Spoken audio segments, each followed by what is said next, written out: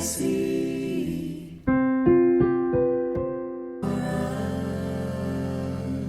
How shall I win back?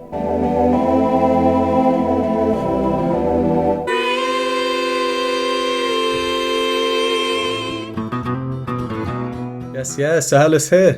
Today we have our first Pentatonix original. This one is from their 2013 album called Pentatonix Volume 2. This is Run to You. This one's actually been recommended to me quite a bit, and I did receive quite a few recommendations for a live version instead of the studio one, so I thought, why not check that out? We have a lot of Pentatonix repertoire to get through, but I would very much like to get round to the studio version as well. I'm definitely excited to see their own work, because up until this point I've exclusively reacted to covers. So let's get straight into it.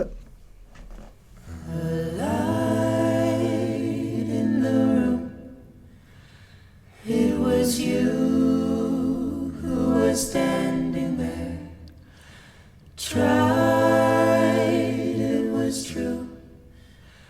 As your glance met my stare, but your heart drifted on like the land split by sea. I tried to go, to follow, to kneel down at your feet.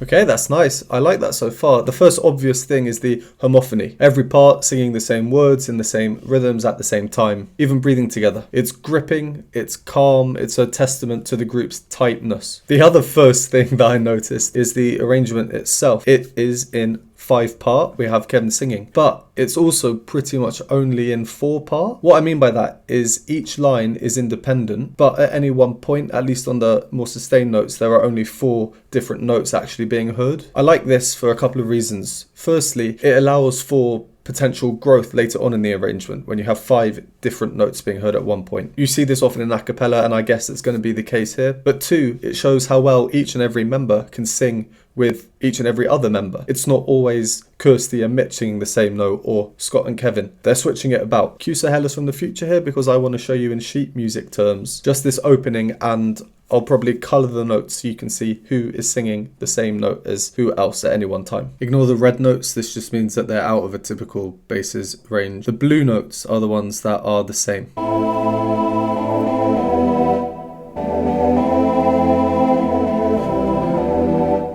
Alright, let's carry on.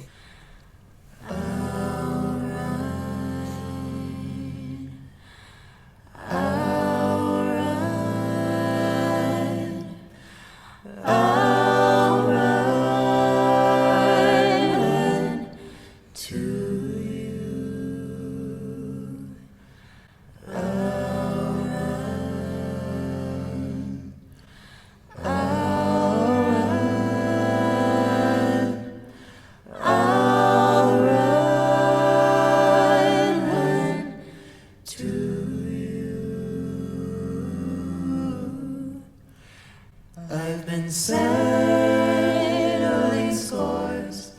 I've been fighting so long, but I've lost your war, and our kingdom is gone.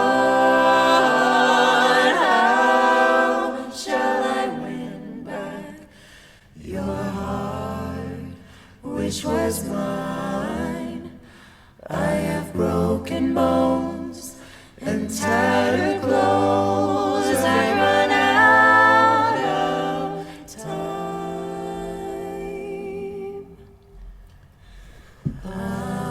It's nice, I like it. The harmonies are very rich, very modern, and it's because of the voicing that they're choosing to use in these chords here. You can make up the same chord in so many different ways. For example, here is the most basic C major chord. Here's another version of C major with a bass part in.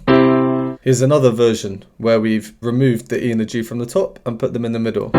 Here's another version where now C is not on the bottom and we have G on the bottom instead. It's the same chord made up of the same note, C, E, G, just each note is played at a different pitch, sometimes the C is higher or lower. Same with the E, same with the G. So when I talk about the voicing, this is what they mean, how they're choosing where each person is going to fit in the chord. We got a very juicy chord, a nice crunchy chord here on run. So this is the chord that we have, except for Avi's part. It's the same notes that make up the most simple C chord that I was showing you earlier, C, E, and G. Avi's part is this A down here, and that's the chord that we hear. Avi's note, the A, doesn't belong with everyone else, so it now has transformed this chord to become something different. It's transformed it into an A minor 7 chord. By putting Avi's part at the bottom, the A at the bottom, it does two things. One, it lays the foundation in the key of A, and two, we could move the A up here somewhere, like there, but there you see it's much more of a clash with the other part. So by putting the A down at the bottom, you can see there's a pretty equal spacing between each voice. This chord is very nicely spread out amongst all the voices. By spreading the voices out this way, it also creates a much calmer feel. We've seen in some other examples, such as in the Sugar Plum Fairy, when you have the highest part and the lowest part at the extremes. So the bottom note that he arrives at, the D sharp down there, that's the lowest note we've heard so far. At the same time, we have the highest note we've heard so far, which comes in Kirsty, at the top E. To exaggerate this high and low, that's an example where you have two extremes on either end of the chord. And conversely, we see chords in music where every single voice is very, very close together, which we call a crunch chord. Pentatonix's choice of spacing of the voices that we have here is a perfect midway between these two. And I don't really think anyone can deny that it is relaxing. Then a bit further on the word run again, we have an even more juicy chord. This is more harmonically daring, and naturally this comes with the fact that, unlike the previous chord where there were just 4 different notes, and by different notes I mean different note names, we had C, E, G and A. Now there are 5 different note names being sung. In music, if you only have 3 note names, the chord will probably sound cleaner, less scrunched together than if you have more note names. The more notes that you get in one chord, the more daring it is. As an example, we have our basic C chord. Then you add an A into it, then you add a D into it, an F, and then it starts to get quite jumbled. So to lead into this juicy chord, Kevin's part here, he has a tiny little run up to the word run, going, I'll run. Listen for that. The chord itself looks like this.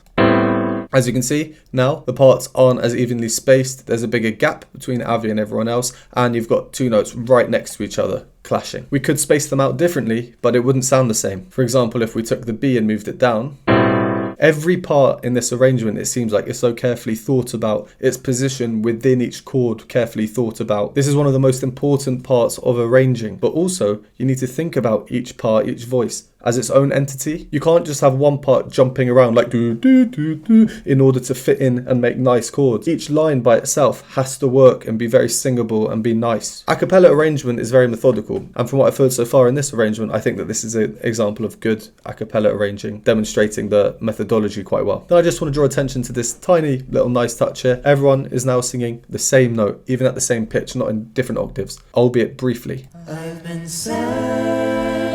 And then it splits out again. And then a bit later on we have a slightly even more harmonically daring chord, or a bit more of a scrunchy chord. Why it sounds a bit more discordant or clashy or scrunchy, whatever you want to call it, is because Avi now has moved up closer to everyone else. If you remember with the last chord, he was separated from the others. This was the chord here before, but now the chord is this. It's the exact same 5 notes, A, B, C, E, G, but now they're arranged chronologically up here instead of spread out. What makes it interesting is that the whole chord is contained within 1 octave. In between this A and this A, you can fit all 5 notes. I like it. They've limited themselves here and have made it sound very nice and tasty. Right, let's carry on from where we left off. I also noticed how both Kevin and now Kirsty take a little break.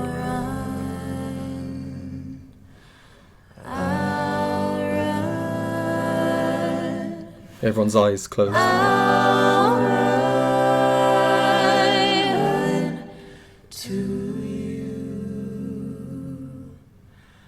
I'll run. I'll run.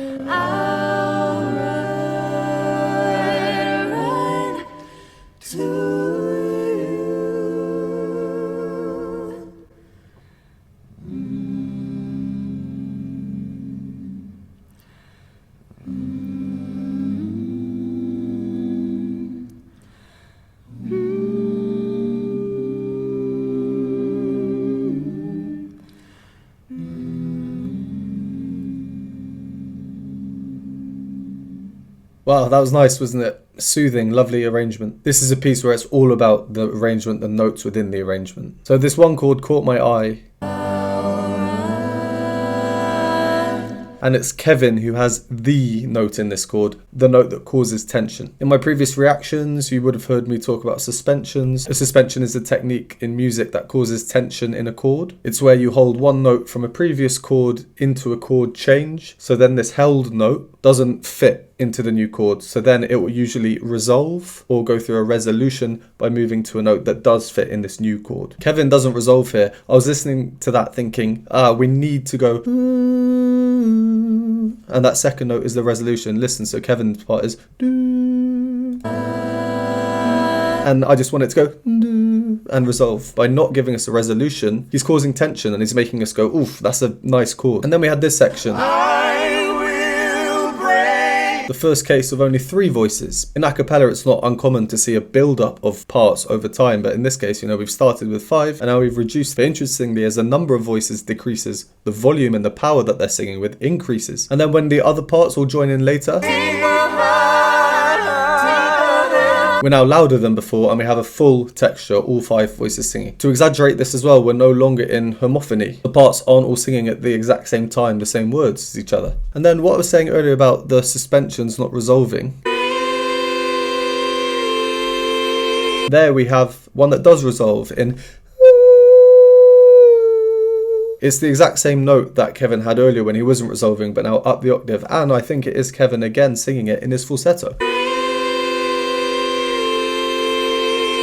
See how it feels like there's some tension released? I also like the fact that Kevin's singing it. It's a stylistic choice because this is the second highest note we're hearing. So yeah, sure, why wouldn't Mitch sing it? Well, Mitch is singing a lower part because he's using his chest voice, his more powerful voice, to create a fuller sound. And Kevin, as we know, has a very nice falsetto. It's a different type of sound to Mitch's. Here's this suspended chord on the piano that resolves.